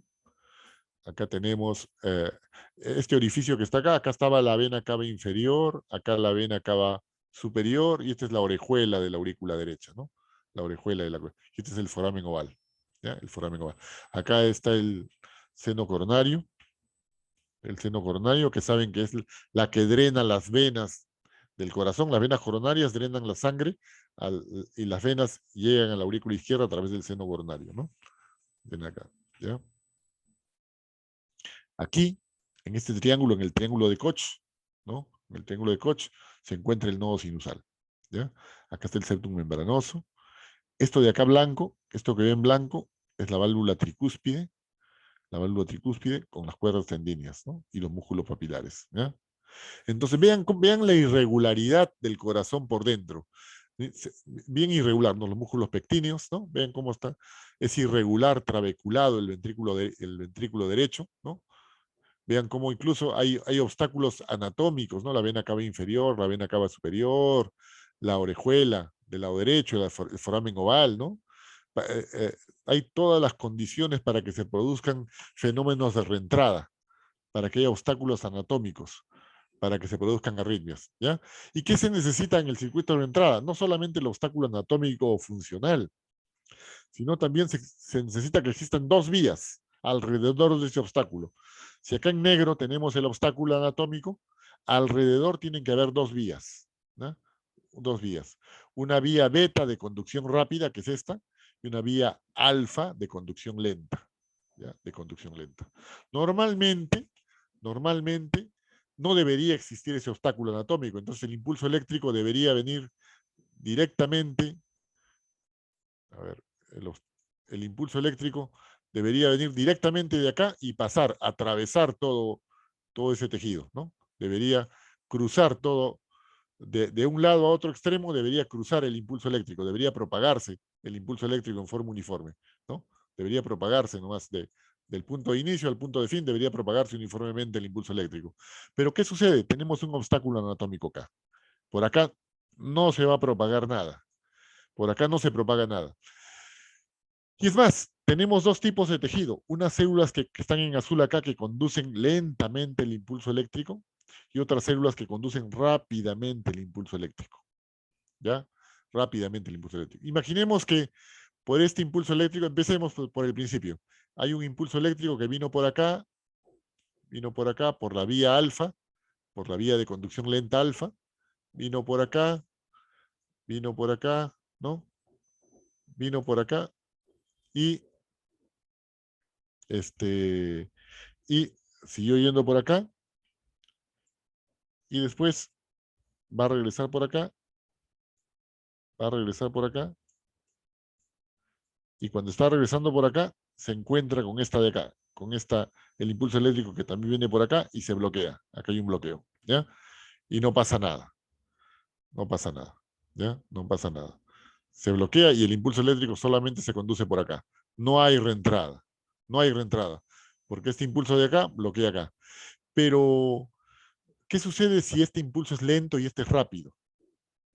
¿No? Esto pasa primero,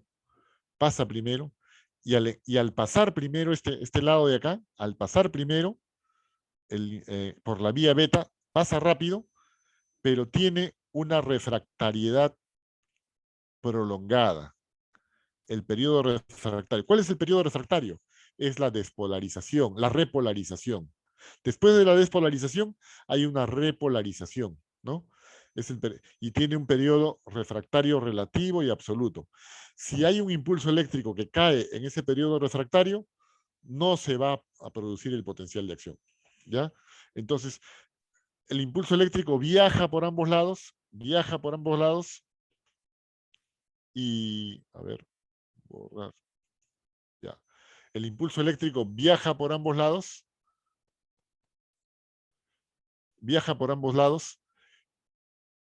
pasa, estimula acá, y esto se queda en un periodo refractario, porque a pesar de que ha pasado el impulso, luego la repolarización queda en periodo refractario. De tal manera que el siguiente impulso, que todavía es lento, viene por acá, es lentamente va subiendo y logra vencer ese periodo refractario. Como ha ido tan lento, le ha dado tiempo para que termine el periodo refractario y pueda generar un potencial de acción. Y esto por acá ya encontró periodo, como esto tiene una conducción lenta, pero la refractariedad acá es breve, esto ya no está refractario. Entonces el impulso viene por acá y lo estimula constantemente. Entonces, para que exista una arritmia por circuito de reentrada, tiene que haber dos vías alrededor de un obstáculo anatómico. Una vía de conducción lenta y una vía de conducción rápida.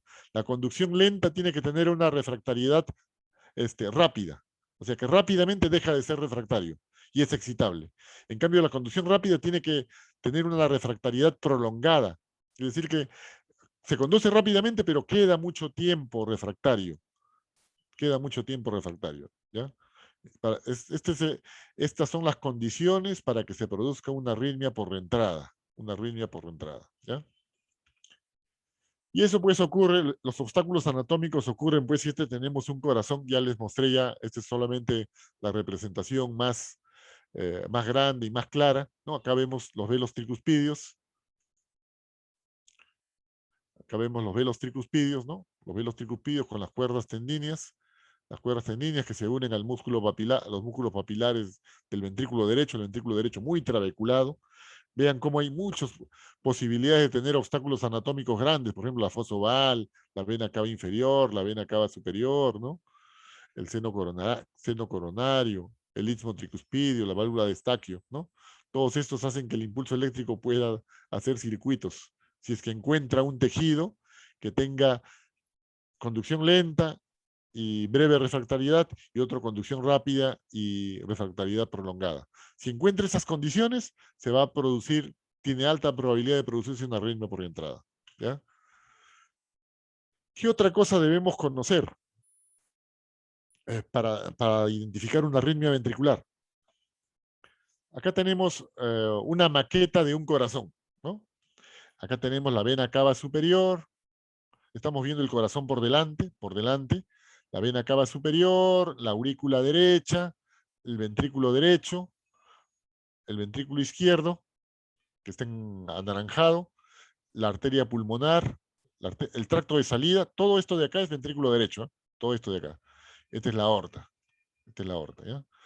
Si nosotros cortamos el corazón a este nivel, para cortar la aorta, para cortar el tracto de salida y cortar la separación entre el ventrículo derecho y la aurícula derecha, que es la válvula tricúspide, ¿no? Si cortamos, vamos a ver esto. El corazón está acá, este es el esternón, esta es la columna vertebral, ¿no? Hacia adelante está el ventrículo derecho y el tracto de salida. Esto de acá en forma de semiluna es el tracto de salida, esto de acá. El tracto de salida, ¿ya? Y esto de acá es la tricúspide, estamos cortando acá la tricúspide, ¿ya? Y acá estamos cortando la aorta, un poquito entre la tricúspide y la aorta, y la válvula mitral que está atrás. En la parte anaranjada de atrás, por acá está la válvula mitral, a este nivel, la válvula mitral. Y vamos a verlo, viéndolo desde arriba, vamos a ver así, la válvula mitral así, velo anterior, velo posterior, tricúspide, velo septal, velo anterior y velo posterior, ¿ya? Y acá también en la aorta, coronariano derecho, coronariano izquierdo, coronariano derecho y velo no coronariano, ¿ya? El tracto de salida, porque ven cómo el tracto de salida se va hacia la pulmonar por delante de la aorta. Mira, ven cómo se va por delante de la aorta. Está acá por delante de la aorta, el tracto de salida, ¿no? Viene desde el lado derecho, se cruza hasta el lado izquierdo. ¿no? La arteria pulmonar se va al lado izquierdo, ¿ya? Entonces, esto nos ayuda a ver cómo vamos a ver en el electrocardiograma.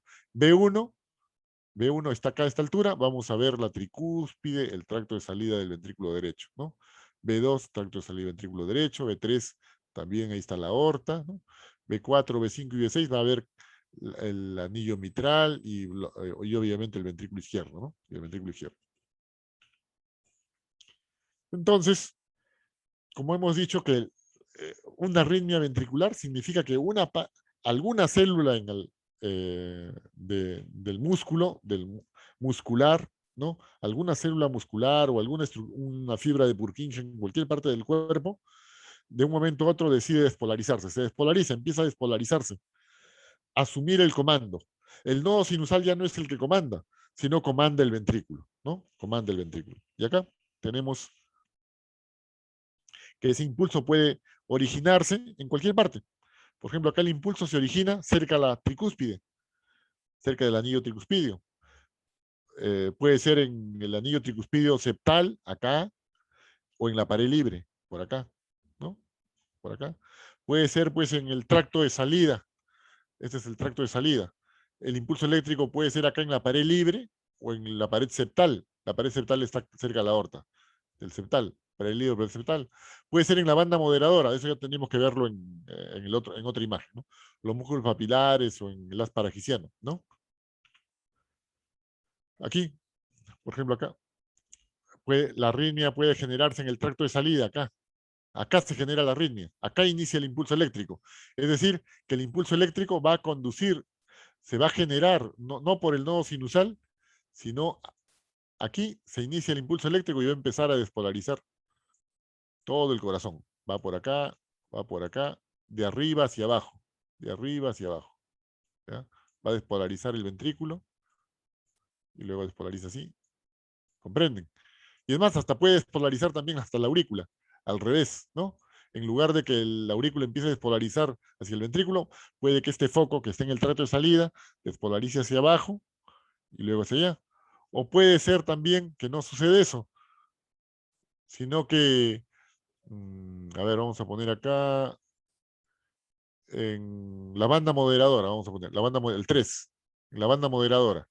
Ustedes saben que la banda moderadora es un haz muscular que va desde la pared septal hasta la pared libre del ventrículo derecho y por ahí pasa la rama derecha del haz de His, ¿ya? Se origina acá y acá empieza a despolarizar. Empieza a despolarizar. A partir de la banda moderadora empieza a despolarizar todo el ventrículo derecho, ¿no? Hasta arriba. Incluso al ventrículo izquierdo también empieza a despolarizarlo, ¿ya? Entonces, dependiendo de dónde se origine el impulso eléctrico, vamos a ver un vector de despolarización que tiene un determinado eje. Por ejemplo, este vector va a tener un eje hacia arriba. En cambio, el de arriba, el que se despolariza el tracto de salida, va a tener un vector hacia abajo. Si es una arritmia que se origina en el anillo tricuspidio, va a tener un vector que se dirige hacia la izquierda. O si es bueno, si se origina en el ventrículo izquierdo, vas a tener un vector que, si es en la punta, se dirige hacia arriba, si es en la parte de arriba, se dirige hacia abajo y hacia la derecha, ¿no? Entonces, depende de dónde se origina el impulso eléctrico, vamos a tener un eje de despolarización que se va a ver diferente en el electrocardiograma, ¿ya? Y en el ventrículo izquierdo, ya le hemos sacado acá toda la parte verde y ha quedado solamente la parte anaranjada, ¿no? El ventrículo izquierdo. Ahí tenemos el ventrículo izquierdo. También tiene varias zonas. Las arritmias ventriculares pueden producirse en diversas zonas. Pueden generarse a nivel del tracto de salida del ventrículo izquierdo. Aquí en el anterior vimos el tracto de salida del ventrículo derecho. ¿Ya? Este es el tracto de salida. Miren cómo tiene una parte de salida y una parte de entrada. Por acá entra la sangre y por acá se va la sangre. Entra por la aurícula y sale por la arteria pulmonar. ¿Ya? Entonces, acá tenemos el ventrículo izquierdo, en el cual el impulso eléctrico se puede generar en el anillo mitral, en los músculos papilares o en las vías fasciculares, ¿ya? Y también, dependiendo de dónde se origina el impulso eléctrico, vamos a tener una morfología diferente del electrocardiograma. Acá tenemos, por ejemplo, si es que el impulso eléctrico en el ventrículo izquierdo se originó en el a nivel del seno coronariano izquierdo o el seno coronariano derecho.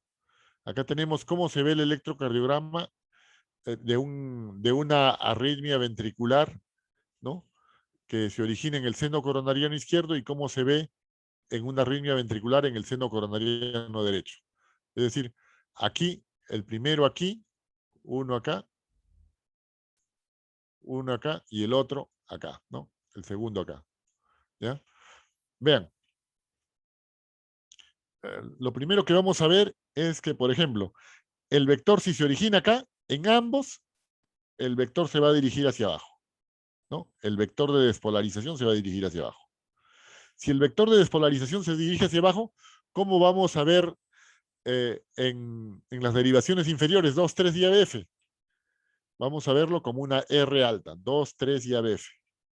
2, 3 y ABF, 2 de 2, de 3 y ABF. Vamos a verlo como una R alta. R, R, R. En el otro también tiene la misma dirección, de arriba hacia abajo. Vamos a ver en 2, 3 y ABF, 2R, 2E, 3R y FR. R predominante. ¿Cuál es la diferencia? La localización. Este se localiza aquí, más a la derecha, y este más a la izquierda, ¿no? ¿Qué derivaciones están ahí cerca? B1 y B2, ¿no? B1. ¿Cómo se vería acá? Se vería con una R. Cuando el vector está en el seno coronariano izquierdo, más alejado de B1, se ve como una R. Cuando está en el seno coronariano derecho, se ve más como una QS, como una Q, ¿no? Vean la diferencia. R y S. ¿Por qué? Porque este vector desde acá se dirige hacia B1 y de acá se aleja de B1. ¿Ya? Porque B1 más o menos está acá. Este se acerca a B1 y este se aleja de B1. ¿Ya? Se aleja de B1, se acerca de B1. La R. ¿Ya? Vean cómo una pequeña diferencia en el electrocardiograma puede ayudarnos a diferenciar en qué lugar se produjo la arritmia. ¿Ya? Igual, si la arritmia se produce en el anillo mitral, acá está el anillo mitral. Este es el anillo mitral, ¿no? El anillo mitral. Acá está el anillo mitral. La sangre viene desde la aurícula hacia el ventrículo y luego el ventrículo lo expulsa hacia la aorta, ¿no? Por acá viene, por el anillo mitral. Por acá viene, ¿no? Y ahora, la arritmia puede originarse en la parte anterior del anillo mitral o en la parte posterior del anillo mitral, ¿no? Si se origina en la parte anterior del anillo mitral, el impulso eléctrico va a dirigirse hacia abajo. Y si se origina en la parte baja, se va a dirigir hacia arriba. ¿Cómo lo vamos a ver en 2, 3 y ABF? En 2, en 3 y ABF, vamos a ver como R predominante. R, R, R. ¿Por qué? Porque se dirige hacia abajo. Y abajo ABF es positivo. Entonces va a ser R, R, R. Entonces cuando la arritmia se origina en la parte anterolateral del corazón, del ventrículo izquierdo, vamos a ver Rs en 2, 3 y ABF, en derivaciones inferiores. ¿Y qué pasa cuando se origina en la parte posterior o baja del anillo mitral? El vector de despolarización se dirige hacia arriba y vamos a ver como una QS en 2, 3 y ABF. ABF, ABF y ABF, ¿no? Predominante en la parte negativa. Vean cómo la morfología del electrocardiograma nos ayuda a diferenciar o a identificar el lugar donde se produce la arritmia, ¿no? ¿Cómo sabemos que esta arritmia es ventricular? Bueno, acá solamente con fines gráficos se ha puesto un solo complejo, ¿no? Obviamente no se ve onda P, el complejo QRS es ancho, eso lo vamos a ver después. Estamos avanzando de esta forma. Y acá también,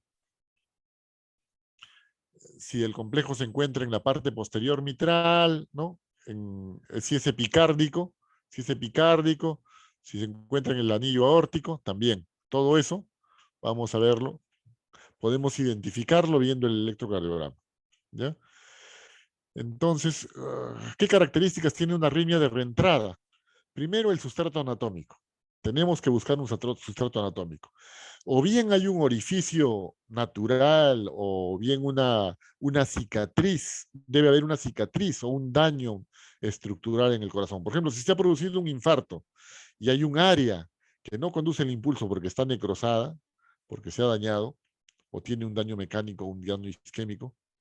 Entonces, eso es un mecanismo, es un predisponente para que es el sustrato anatómico para que se produzca una reentrada. ¿Ya? ¿Qué otra característica de las reentradas? Hemos visto, como un solo impulso es el que genera en forma repetitiva el impulso eléctrico, como un solo impulso es el que genera todo esto, entonces el inicio es rápido porque genera un círculo vicioso. El mismo impulso está circulando a través del sustrato anatómico, ¿no? Alrededor del sustrato anatómico. Por lo tanto, se inicia súbitamente, abruptamente se inicia. Y también termina abruptamente.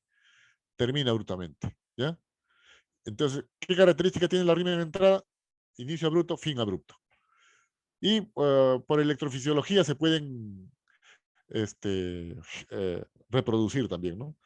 Esto no lo vamos a ver ahora, pero el electrocardiograma no solamente se puede tomar en la superficie del corazón, sino que los electrofisiólogos, que son los especialistas que se encargan de esto, registran el electrocardiograma también dentro de la cavidad cardíaca. Es decir, hacen un registro intracavitario, colocan un catéter a través de una vena o una arteria, se posicionan en alguna parte del corazón y registran la actividad eléctrica del corazón intracavitariamente, con electrodos intracavitarios. Por lo tanto, más cerca de la célula, con potenciales mucho más visibles y mucho más amplios, ¿no? Y pueden colocar justo encima, en la cabeza de la célula que está despolarizándose, ¿no? Pueden posicionarlo en ese momento y también pueden terminar la arritmia, ¿no? La arritmia es producida por un elemento, una célula normal que empieza a despolarizarse. Y lo que hace el electrofisiólogo es colocar un catéter sobre la cabeza de esa célula y lesionarla y dañarla para que ya nunca más genere una arritmia. ¿Ya? ¿Qué cosa es una automaticidad anormal? Por ejemplo, la taquicardia sinusal inapropiada. Una persona que de un momento a otro está tranquila y de un momento a otro su corazón empieza a latir inapropiadamente rápido. Pero activando normalmente al corazón a través del nodo sinusal. El nodo sinusal se despolariza, activa el aurículo, activa el ventrículo en forma organizada y ordenada, pero con una automaticidad que es anormal, ¿no? Porque hay una automaticidad normal que hemos dicho que está regulada por nuestro sistema nervioso central. En cambio, la automaticidad normal es no hay razón para que el corazón empiece a latir rápido. Nadie nos está apuntando con un revólver, ni siquiera queremos salir a correr, no estamos trotando nada para que el corazón lata rápido. De un momento a otro, anormalmente, las células sinusales empiezan a tener una automaticidad normal, o también cualquier otra célula de la aurícula, que no sea el nodo sinusal, puede ser automática, puede tener una taquicardia auricular, ¿no? En cualquier otro foco. De repente acá, en esta zona de acá, se le ocurre a una célula simplemente empezar a despolarizarse anormalmente. Acá, a este nivel, a una célula se le empieza a ocurrir despolarizarse y produce una taquicardia por automaticidad normal, ¿no? Pero en este caso sería auricular. Si se produce una taquicardia en esta zona, que se origina en esta zona, sería una taquicardia ventricular, ¿ya? O si se produce acá en el nodo aurículo ventricular, una taquicardia de la unión, ¿ya? Ahora, la automaticidad normal implica que las células que tienen automaticidad normal, como las células del nodo sinusal, tienen una despolarización también en la diástole, esta fase 4. Vean cómo, aquí sabemos, nosotros conocemos el potencial de acción, sabemos que cuando se genera el potencial de acción, esta es la fase 0, en que rápidamente el potencial de acción despolariza la célula, ¿no? De lo que es electronegativa menos 80 pasa rápidamente a ser positiva menos 10, menos 30 y luego empieza la repolarización, ¿no? Se abren los canales de potasio y otra vez empieza a repolarizarse la célula, se abren los canales de calcio, empieza a repolarizarse la célula hasta la diástole, hasta que aparece nuevamente la nueva onda de despolarización. Pero la frecuencia, las células automáticas tienen esta despolarización que es diastólica, la fase 4, en la cual el potencial de membrana poco a poco se va perdiendo, va disminuyendo hasta que llega al umbral de despolarización en que se genera el siguiente potencial de acción. Las células automáticas tienen una pendiente mayor, tienen una pendiente mayor. De tal manera que el nodo sinusal tiene una pendiente así como esta línea amarilla. Las células del nodo aurículo-ventricular tienen una pendiente como la línea roja, y las células de Purkinje que están en el ventrículo tienen una pendiente de despolarización diastólica mucho más prolongada, mucho más lenta, ¿no? Pero también tienen pendiente de despolarización. Es decir, que si eliminamos las células del nodo sinusal y eliminamos las células del nodo AB, las fibras de Purkinje en algún momento se van a despolarizar. Obviamente, como su pendiente es menor, la frecuencia de despolarización de la fibra de Purkinje va a ser lenta. Eso quiere decir que normalmente en reposo el nodo sinusal despolariza 60 por minuto, el nodo aurículo-ventricular despolariza 40 por minuto, y las células de Purkinje probablemente despolaricen a 30 o menos por minuto, ¿no? Pero siempre si es que falla el nodo sinusal, entra en función el nodo aurículo-ventricular, y si falla el nodo ventricular, entran las fibras de Purkinje, ¿ya? Si ninguna de ellas responde, ya pues el paciente ocurre un paro, porque no hay ninguna célula que genere el impulso eléctrico y el paciente fallece, ¿no? Y ahí en ese caso tendríamos que colocar un marcapaso. Pero básicamente lo que queremos aquí ver es que la automaticidad normal requiere pues, de una despolarización diastólica, ¿ya? ¿Por qué se caracteriza una automaticidad normal? Porque la aceleración es gradual, poco a poco aparece. Mi frecuencia cardíaca está aumentando lentamente, progresivamente. Y también cuando termina, desacelera progresivamente, ¿no? La estimulación adrenérgica en una situación de estrés puede acentuarla, puede desencadenarla, ¿ya? La actividad gatillada es cuando el potencial de membrana oscila, ¿no? Y hay despolarizaciones tempranas o tardías que pueden producir despolarizaciones repetitivas, y la arritmia más característica de esto es la torcida de puntas, ¿no? Es una taquicardia helicoidal, ¿no? Aquí está, taquicardia helicoidal. Veamos acá. Aquí hemos dicho que en el electrocardiograma lo que tenemos que identificar primero es la duración del complejo QRS. Si es que el QRS es angosto, decimos que el impulso eléctrico se ha conducido por la vía normal. Si el complejo es ancho, decimos que no se está conduciendo por vía normal, ¿no? Cuando tenemos una bradicardia con complejo angosto, decimos que el impulso, el ritmo de escape, es nodal o supraventricular. Y cuando es ancho, decimos que es un escape idioventricular, ¿no? Idioventricular. Idio en alguna parte del ventrículo. Complejo de escape ancho, ¿ya?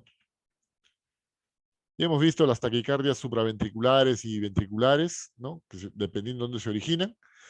Lo que vamos a ver ahora son las extrasístoles ventriculares, las arritmias ventriculares. Las arritmias ventriculares pueden ser clasificadas de diversas formas. Cuando puede ser una sola extrasístole, una célula se despolariza una sola vez. Un complejo ventricular prematuro, se adelantó y es un complejo ventricular prematuro, ¿no? O pueden ser salvas, 3 o 5 latidos seguidos, 1, 2, 3, 4, 5 latidos seguidos de arritmia ventricular, salvas de taquicardia ventricular, de 3 a 5 latidos. Cuando son más de 5 latidos, pero duran menos de 30 segundos, decimos que hay una taquicardia ventricular no sostenida. Cuando dura más de 30 segundos, se llama taquicardia ventricular sostenida. Así haya durado solamente un minuto y haya terminado espontáneamente, se llama sostenida solamente por el hecho de haber durado más de 30 segundos. Y la fibrilación ventricular ya es un ritmo que vamos a ver después, que es un ritmo ya catastrófico, ¿no? Un ritmo catastrófico. Aquí, para diferenciar una arritmia supraventricular, un complejo ventricular prematuro, las arritmias supraventriculares que se originan arriba despolarizan primero la aurícula, por lo tanto tienen onda P, ¿no? Como son prematuras, la distancia entre PP se acorta, no es tan larga como acá, sino se acorta, es prematura, es menor que las ondas P regulares, esta es una onda P diferente, tiene una forma diferente, ¿no? Es más, incluso el segmento PR es distinto porque la distancia que hay de acá hasta acá es diferente de acá a acá. Por lo tanto, el PR también es distinto y la morfología de la onda P es distinta. Y después sigue el complejo QRS, que tiene la misma morfología, porque luego el impulso se conduce normalmente, rápido, con complejos angostos. Esta es una arritmia complejo ventricular, supraventricular prematuro. ¿Qué sucede en las arritmias ventriculares? En las arritmias ventriculares los complejos son más anchos, porque el impulso no se conduce por vía normal. Empieza acá normalmente en el ventrículo, no despolariza primero a la aurícula, no despolariza la aurícula, por lo tanto, no está precedido inmediatamente por la aurícula, ¿ya? Despolariza primero el ventrículo, lo hace por un tejido no especializado, va buscando el tejido especializado, demora más, está más prolongado, mide más de 120 milisegundos, es un complejo ancho, ¿no? Es un complejo ancho, no precedido por onda P, ¿ya? Puede haber pausa compensadora. Aquí debería haber, en el medio de ambos latidos debería haber un ritmo normal, ¿no? La pausa compensadora puede ser completa o incompleta, ¿no? Completa cuando la distancia entre el RR de dos latidos normal que se encuentra interpuesto el complejo QRS es igual al doble, ¿no? Al doble de este. Eso se llama pausa completa. Cuando el AB es igual a 2 veces el BC, ¿no? Aquí. Es una pausa compensadora completa, ¿no? Acá debió haber un latido, pero como está en periodo refractario no se produce y el siguiente latido empieza acá. Es una pausa compensadora completa. O puede ser incompleta cuando las 2 veces BC no es igual a AB, ¿no? No es igual a B.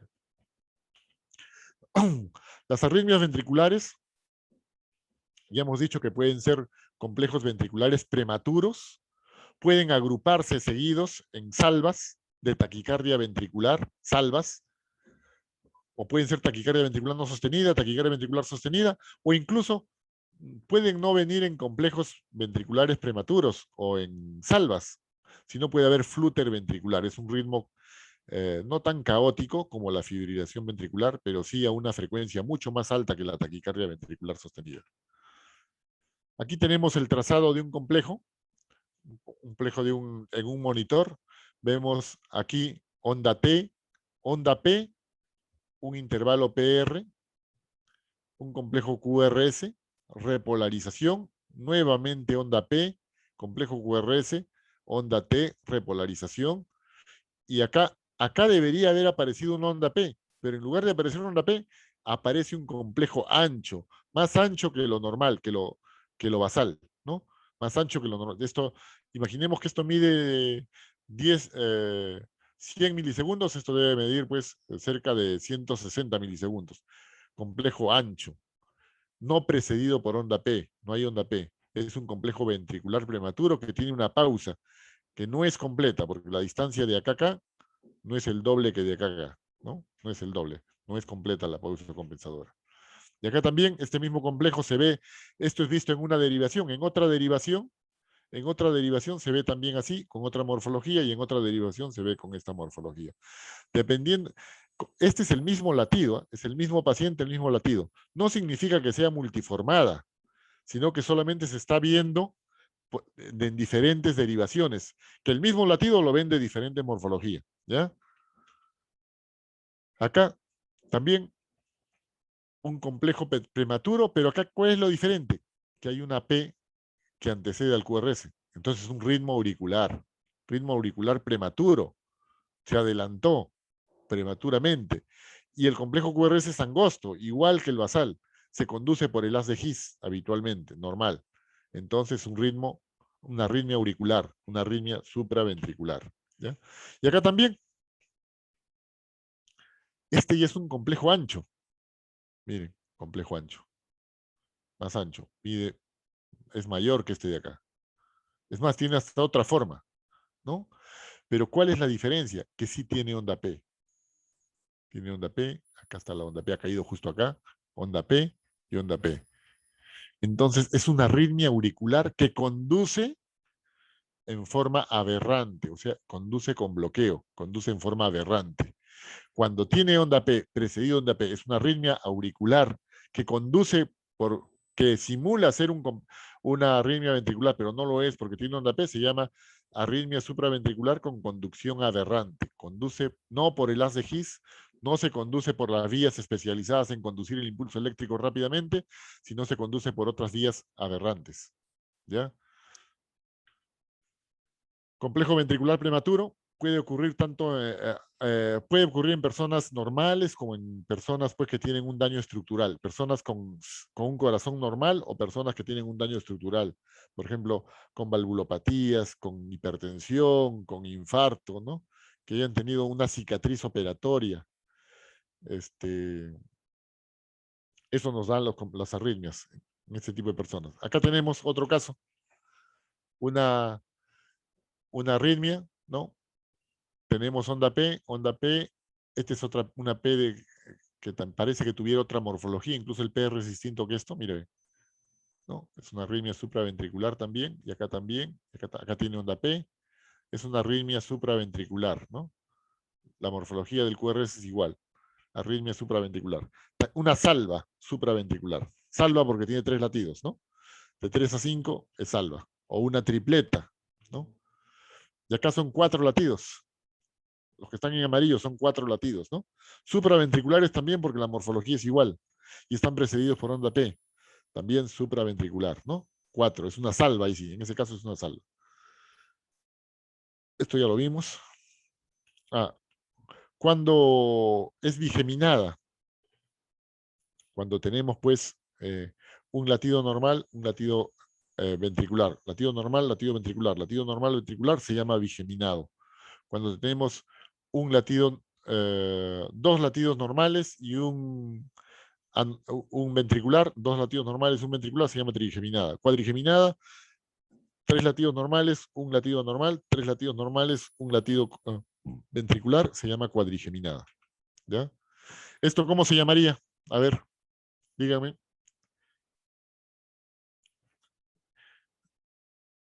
Ritmo sinusal, onda P, QRS, y acá hay 4 latidos anchos, complejos anchos, no precedidos por onda P, que están agrupados.